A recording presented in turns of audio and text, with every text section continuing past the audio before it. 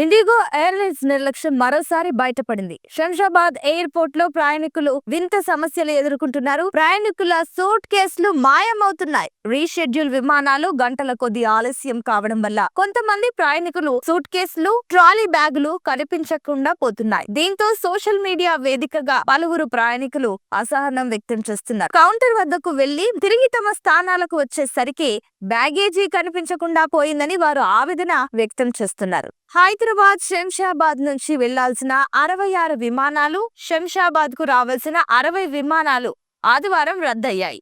దీంతో రాకపోవడంతో ప్రయాణికులు ప్రత్యామ్నాయ మార్గాల్లో వెళ్లేందుకు ట్రైన్, బస్సు సర్వీసులను ఎంచుకున్నారు. ఇతర ఎయిర్లైన్ సంస్థలు టికెట్ రేట్లను భారీగా పెంచి నడుపుతున్నాయని ప్రయాణికులు తీవ్ర ఆవేదన వ్యక్తం చేస్తున్నారు. ఇక నేడు, రేపు మరికొన్ని విమానాలు రద్దయ్యే అవకాశాలున్నాయని విమానయాన సంస్థల ప్రతినిధులు వెల్లడించారు.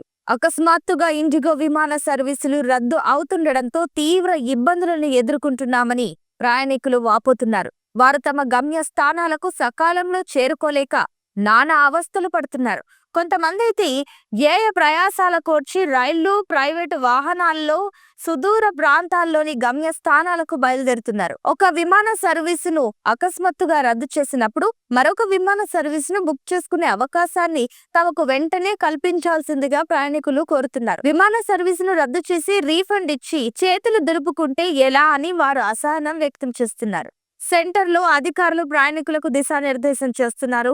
ఇక తెలంగాణ రాష్ట్ర ప్రభుత్వం సైతం హెల్ప్ డెస్కుల ఏర్పాటు చేసింది. విమానాల రద్దు నేపథ్యంలో 4 ప్రత్యేక రైళ్లను నడపాలని దక్షిణ మధ్య రైల్వే నిర్ణయించింది. ఇవాళ చెర్లపల్లి నుంచి యలహంకకు, చాలిమార్లకు 2 స్పెషల్ ట్రైన్లను, హైదరాబాద్ నుంచి కొట్టాయంకు, చెర్లపల్లి నుంచి హజ్రత్ నిజాముద్దీన్ కు మరో 2 ప్రత్యేక రైళ్లను ప్రయాణికుల రాకపోకలకు అందుబాటులో ఉంటాయని దక్షిణ మధ్య రైల్వే ప్రకటించింది.